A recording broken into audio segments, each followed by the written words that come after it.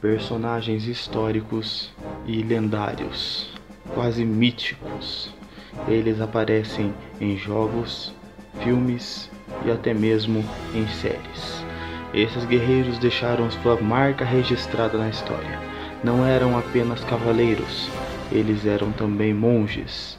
Eram guerreiros que vieram direto da França, a Ordem dos Cavaleiros do Templo. Eles são os Cavaleiros Templários.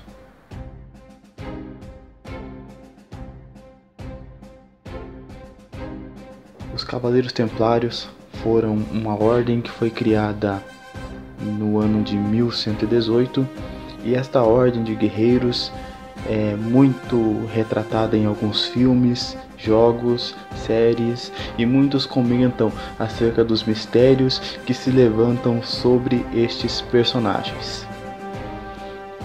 Hoje, neste vídeo, aqui no canal Portal Sigma, você vai aprender um pouco mais sobre a história e possivelmente o que esses cavaleiros fizeram, aquilo que nós temos registro e aquilo que é meramente lenda.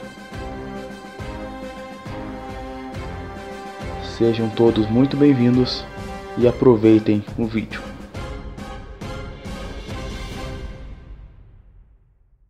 No ano de 1118-1119, na cidade santa, Jerusalém, Jerusalém, fora fundada uma ordem militar da cavalaria composta por 9 membros.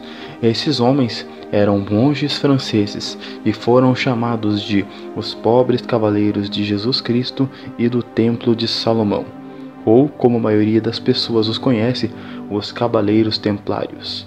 Se vocês observarem, o nome Templário é uma palavra muito parecida com a palavra templo.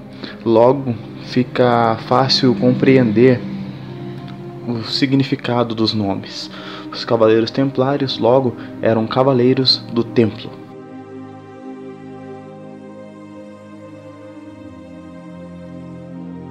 E qual foi a finalidade da criação, do surgimento de tal ordem? Bom, a princípio, a missão desses monges era a de proteger peregrinos cristãos, os quais se dirigiam até Jerusalém.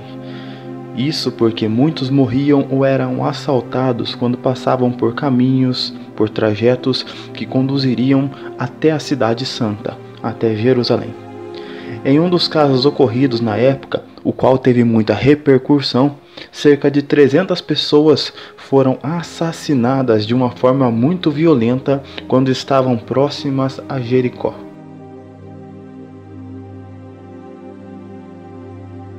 Sendo assim, para proteger estes cidadãos que se dirigiriam até a cidade de Jerusalém, foi criada e fundada esta ordem de cavaleiros que seriam escolta para essas pessoas no ano de 1118-1119. O que acontecia na época é que nos caminhos, nos trajetos, nos carreiros que levariam os viajantes, os peregrinos até a cidade de Jerusalém, haviam muitos saqueadores, bandidos, assassinos e ladrões. Homicidas se espreitavam entre os caminhos, se escondiam à beira dos caminhos, e sempre que passava alguém pelo carreiro, eles abordavam as pessoas, assaltavam e, na pior das hipóteses, lhe tiravam não só os seus pertences, como também a própria vida do indivíduo.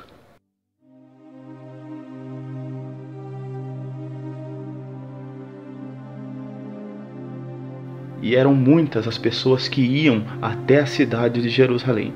Jerusalém sempre foi e continua sendo uma cidade extremamente importante, e na época a sua importância não era reduzida, dado a religião, que era algo que na Idade Média estava na mente, no coração, estava em todo lugar, em todo canto das pessoas da Idade Média. Jerusalém, por ser uma cidade santa, por ter uma ligação muito profunda com a Bíblia Sagrada e com os líderes religiosos, era um local de adoração, um local de sacrifício, onde muitas pessoas iam para pedir perdão pelos seus pecados, para oferecer sacrifícios, para oferecer algum tipo de louvor, culto ou mesmo oblações.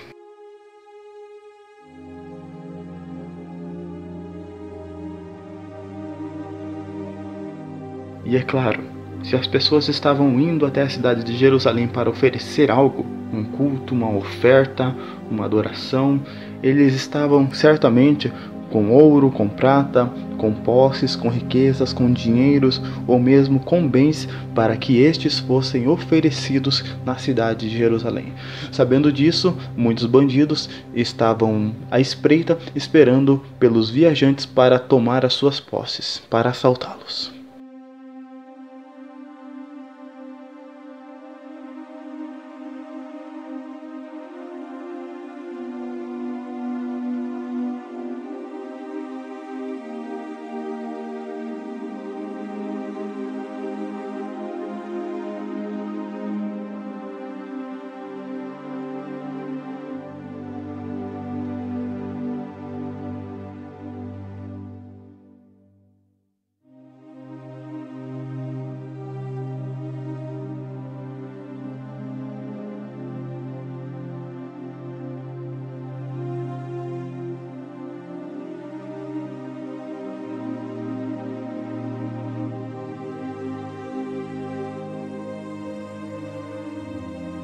E então fora criada a Ordem dos Pobres Cavaleiros de Cristo e do Templo de Salomão, ou os Cavaleiros Templários.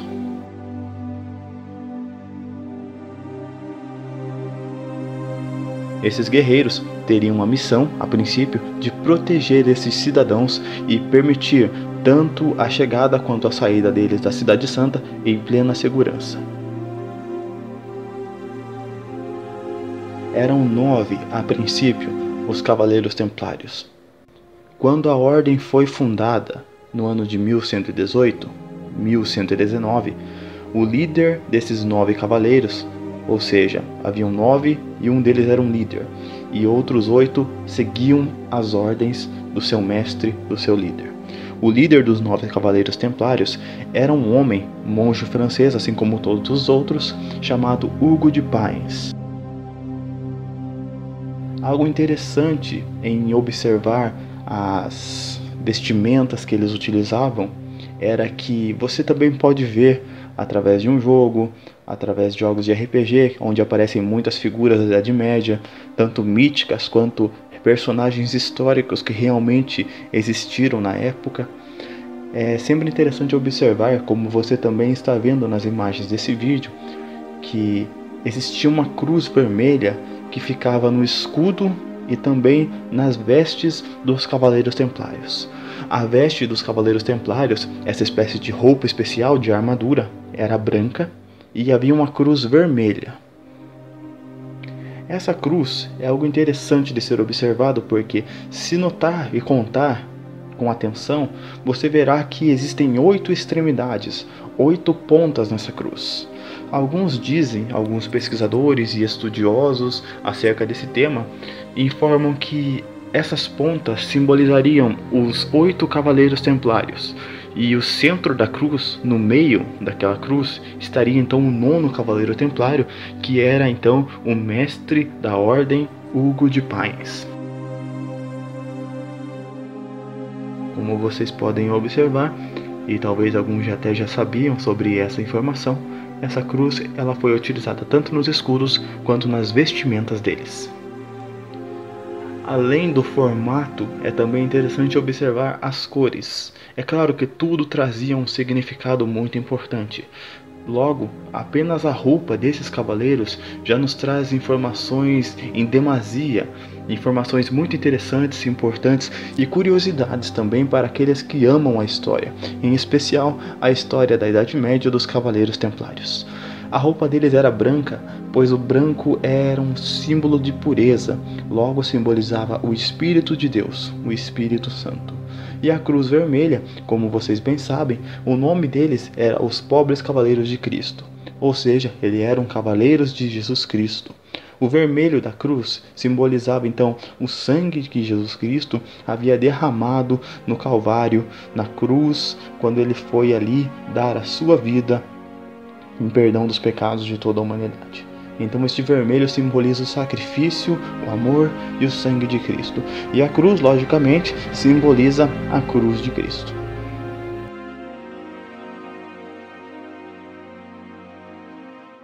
Mais do que apenas proteger viajantes, os Cavaleiros Templários também deveriam lutar para conquistar terras e territórios que não mais estavam nas mãos dos cristãos. Vale lembrar que na época houve um crescimento muito grande dos muçulmanos naquela região e houveram vários confrontos entre os cristãos e os muçulmanos para tomar territórios, para adquirir terras e posses. Além da proteção de peregrinos e de guerras contra muçulmanos e outros povos, os Cavaleiros Templários possivelmente tenham se deparado com alguns tesouros, entre eles as lendárias Relíquias da Paixão.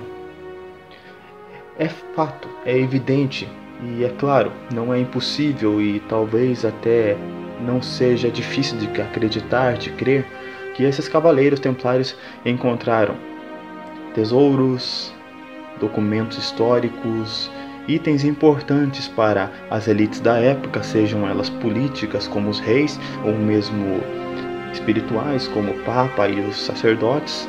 Até mesmo para eles, certamente eles encontraram muitos tesouros e itens extremamente preciosos. Contudo, embora eles tenham se deparado com tais itens, não é possível afirmar historicamente que eles tenham se deparado com as lendárias Relíquias da Paixão. O que vem a ser uma relíquia da paixão? Bom, naquela época, na Idade Média, houve uma verdadeira perseguição a tais relíquias. E o que era isso? Bom, vale lembrar que nessa época o que dominava o mundo era a Igreja Católica. Então as pessoas, elas tinham muita influência em sua vida pelas escrituras, por aquilo que falava de Deus, por aquilo que era transmitido através dos líderes da época. E as Relíquias da Paixão eram itens, objetos que haviam sido usados por Cristo ou que estavam no mesmo ambiente que ele em algumas ocasiões.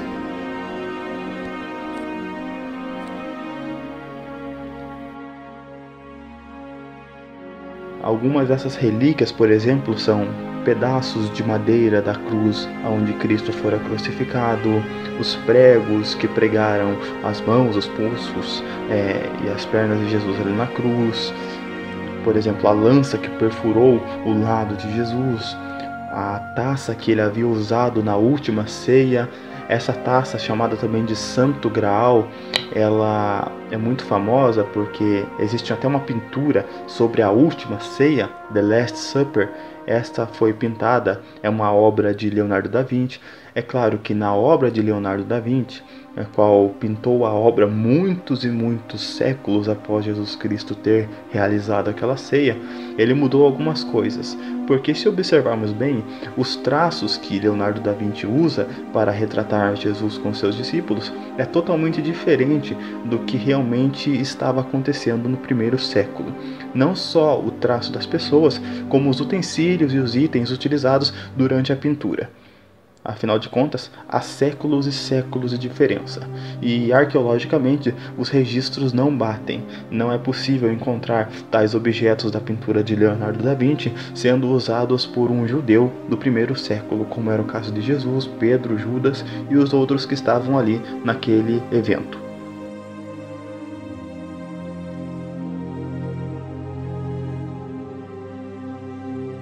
Então este cálice, o Santo Graal, ele foi uma das relíquias que foi muito cobiçada e muito perseguida por muitas pessoas, tendo essas pessoas prestígio, fama, ou sendo apenas camponeses ou pessoas que não tinham muito acesso a conteúdos como os sacerdotes, como os papas ou como os cavaleiros templários.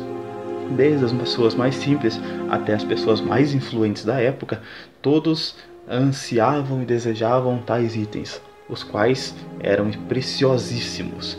E é possível, mas não há nada sólido historicamente para confirmar que eles se depararam com tais itens.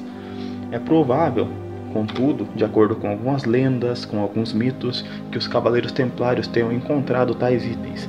Talvez eles tivessem se deparado com um santo sudário, o qual foi o pano que cobriu o corpo de Jesus Cristo. É possível também que eles tenham se deparado com a Arca da Aliança ou até mesmo com o Santo Graal. Só que, como eu lhes falo, não passam de lendas. Não existe nada que seja historicamente comprovado que eles realmente tenham encontrado, se deparado com tais itens, com tais objetos. Contudo, eles encontraram sim tesouros, mas não itens relacionados à paixão de Cristo, as relíquias da paixão. E na época existia uma perseguição realmente insana atrás de tais itens. Existe uma história lendária na época que mostra um pouco da ambição das pessoas em desejar e ansiar tais coisas. Esta história, embora seja lendária e mitológica, para não exagerar muito, ela traz uma informação muito interessante, ela traz uma reflexão muito profunda acerca da ambição. Porque realmente a ambição cegou no passado e cega no presente muitas pessoas. E essa cegueira causada pela ambição, pela ânsia e o desejo de ter acima de qualquer coisa, acima de tudo e de todos, essa cegueira faz com que a pessoa perca tempo e perca até mesmo a oportunidade de se deparar e encontrar com aquilo que ela realmente quer. Essa lenda da Idade Média conta que um determinado rei saiu com o seu cavalo de seu castelo para se aventurar em busca do Santo Graal, que era o cálice sagrado. No caminho para a sua aventura, para a sua jornada, ele se depara com um leproso à beira de um riacho. Pelas leis da época, o leproso não poderia de forma alguma colocar o seu copo no rio para beber daquele riacho. Então, ele dependia da misericórdia de quem passava por ali. O leproso estava com sede, viu o rei passando e clamou ao rei para que o ajudasse a tomar da água do riacho.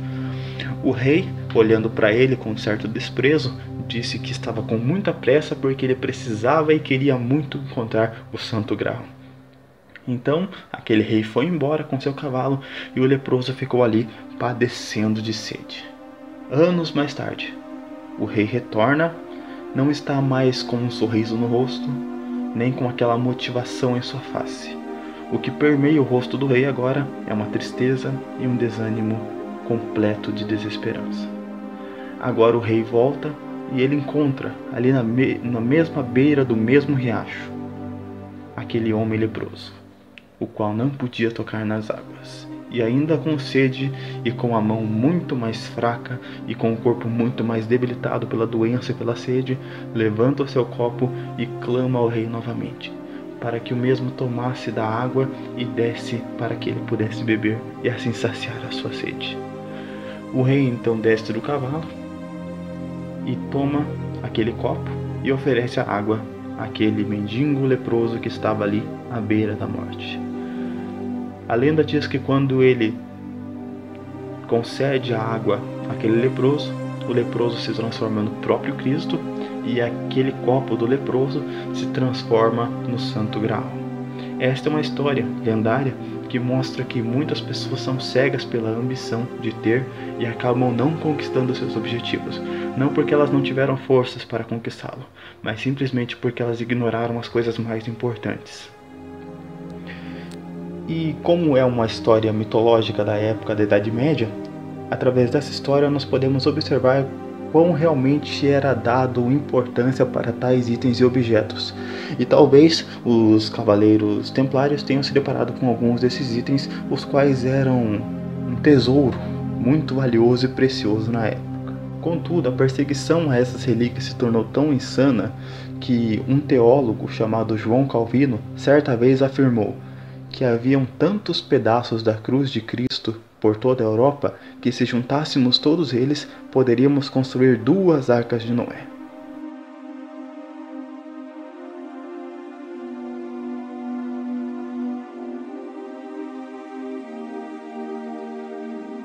Os Cavaleiros Templários levam esse nome porque, como eu já lhes disse no início do vídeo, eles eram os Cavaleiros de Cristo e do Templo. Sendo assim, eles passaram um bom tempo dentro do Templo de Salomão. Contudo, vale lembrar que na época onde eles estavam, no ano de 1119, já não era mais o Templo de Salomão, porque o verdadeiro Templo de Salomão, o templo original, fora destruído pelos babilônios, por Nabucodonosor, enfim, por muitos guerreiros, por muitos reinos, por muitas mãos esse templo fora destruído. Ele fora reedificado e destruído novamente. Certamente o templo no qual eles estavam era o templo de Salomão, aonde foi o templo de Salomão, mas agora é o templo construído pelo rei Herodes.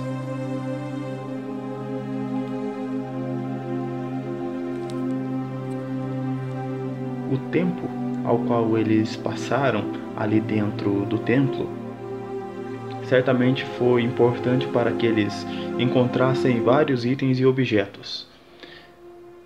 A Arca da Aliança, a qual era um objeto de extrema importância para os religiosos da época, provavelmente tenha sido encontrada com eles ou não. O fato é que ela desapareceu da história com a invasão dos babilônios em Jerusalém há muitos anos atrás. E certamente os levitas da época esconderam a arca para que ninguém a encontrasse. Afinal de contas, ela já havia sido tirada de Jerusalém, e quando o rei Davi assume o posto de rei oficialmente, ele então, em uma de suas investidas contra os filisteus, traz novamente a Arca da Aliança. Talvez temendo que ela fosse tirada novamente do seu povo, eles a esconderam. E esconderam tão bem que até hoje não existe nenhum registro dessa arca que fora desaparecida com o tempo.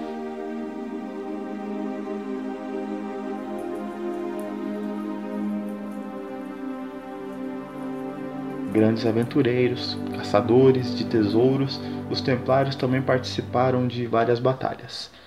Existiam na época as batalhas, as quais eram conhecidas como cruzadas.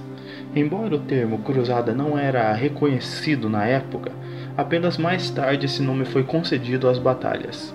E isso porque os guerreiros tinham em suas vestes os escudos e a cruz vermelha, como eu já havia lhes mencionado.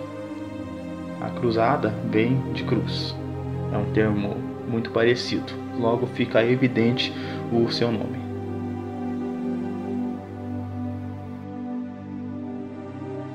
Eu já lhes falei acerca das roupas, sobre as vestes que esses guerreiros usavam. Contudo, não foi sempre que os monges guerreiros usaram tais roupas. Foi apenas no ano de 1147 que eles pela primeira vez usaram essas roupas, do meu ponto de vista muito bonitas e belas, com a cruz vermelha e com aquele manto branco. Nessa época, em 1147, o Papa Eugênio III permitiu o uso da cruz de Cristo vermelha nas roupas dos cavaleiros do templo, pois, antes disso, eles usavam apenas uma veste longa e branca, e alguns, talvez aqueles que tivessem um grau maior dentro da sua hierarquia, tinham uma cruz no ombro. Além da proteção dos viajantes e peregrinos, os cavaleiros do templo também lutaram nas cruzadas e começaram a crescer cada vez mais, tanto em números quanto em prestígio por alguns.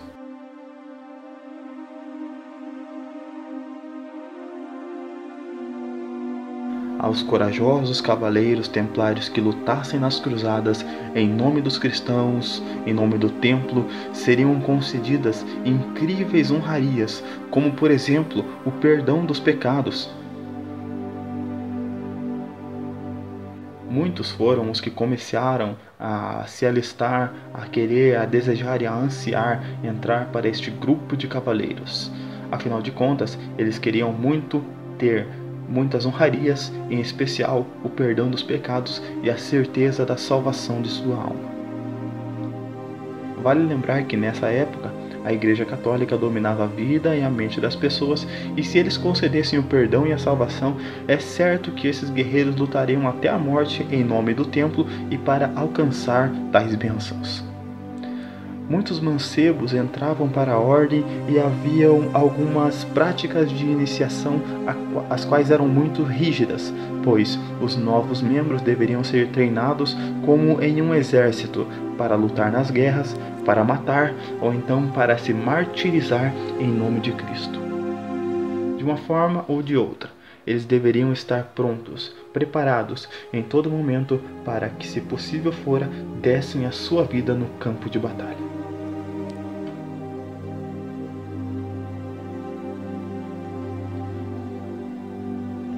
Embora a Bíblia Sagrada já existisse e já fosse separada com todos os seus livros, ela não era algo liberado para toda a população. E na época, a voz dos bispos, papas e líderes religiosos era a voz divina. Logo, era dada muita atenção para o discurso de tais pessoas. Apenas anos mais tarde, no ano de 1517, Martinho Lutero inicia a famosa Reforma Protestante. Anos mais tarde ele traduz a Bíblia para a sua língua, a qual era o alemão, e a do seu povo também, e após isso inicia-se um processo para que aos poucos o povo venha tendo acesso ao livro divino. Contudo, saindo de 1517 e voltando para o ano de 1100 a 1200, além de lutarem em campo, os templários eram homens que tinham muitos compromissos e regras, uma vida com regras extremamente restritas e rígidas. Eles deveriam fazer, entre outras coisas, o voto de pobreza, serem castos, e nas batalhas eles eram os primeiros a adentrar ao campo e os últimos a deixarem a peleja. De forma alguma eles deveriam fugir diante dos confrontos.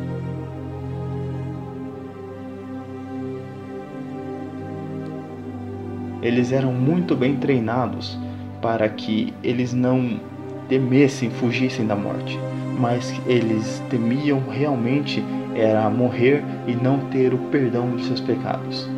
Era morrer e ir para o inferno.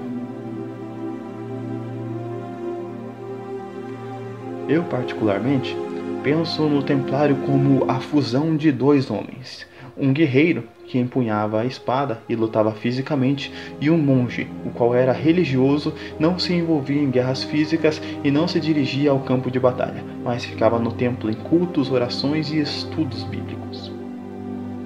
Logo, nós vemos a fusão de um homem que lutava espiritualmente com um que lutava fisicamente, a fusão de um homem guerreiro e de um monge espiritual. Além da proteção concedida aos peregrinos das batalhas contra todos os tidos como infiéis, os templários também desenvolveram um sistema bancário bem parecido com aqueles que eram utilizados em alguns feudos.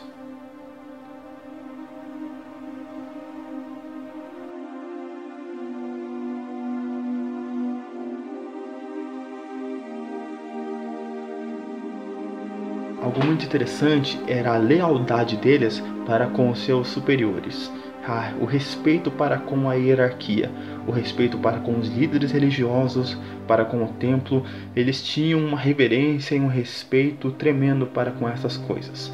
Os treinamentos e as iniciações eram algo extremamente duros, a qual alguns até chegam a chamar não de treinamento, mas de tortura. Realmente uma tortura física e até mesmo psicológica e mental, para que aqueles que fossem iniciados na ordem realmente pensassem se era realmente aquilo que eles queriam fazer, era aquilo que eles queriam entrar, se eles almejavam e desejavam entrar para aquilo. Portanto, era necessária uma comprovação.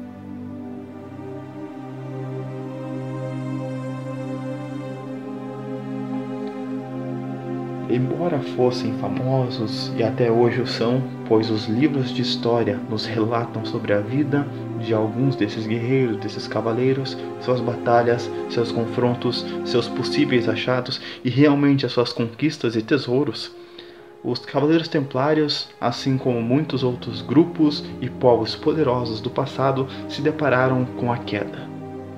E a queda dos Templários se iniciou com a perda da Cidade Santa no século XIII. O então rei da época, Filipe IV, junto com o Papa Clemente V, os quais detinham de muita influência, foram os responsáveis pela extinção da Ordem Templária. O rei prendeu e torturou alguns cavaleiros, e após estes serem acusados de atos contra Deus, como por exemplo heresias e práticas de magia negra e feitiçaria, eles foram sendo mortos, e poucos foram os que escaparam das mortes em fogueiras e de outras maneiras. Existem relatos de que um ou outro em suas mortes chegaram até mesmo a amaldiçoar aqueles que o haviam postos naquela situação. Os sobreviventes da extinta Ordem dos Cavaleiros do Templo fugiram e se incluíram em outros grupos e ordens. fazendo com que, secretamente, esse grupo renascesse como uma fênix, a qual é queimada. As cinzas seriam então um ponto de partida para uma nova vida, e uma nova ordem, é claro. Embora tenha sido há muito tempo atrás, os Cavaleiros Templários nos deixaram incríveis e magníficos relatos de sua bravura, e algo que me chama muita atenção é a fidelidade dos mesmos para com a hierarquia que eles seguiam, para com as suas regras. Por mais que elas fossem rígidas e duras, eles as seguiam e mantinham firmemente os seus pés naquilo em que eles acreditavam. Algo que muito falta para muitas pessoas nos dias de hoje é a firmeza e a real convicção em suas crenças, naquilo que realmente cremos e acreditamos. E os Templários tinham isso, em sua grande maioria.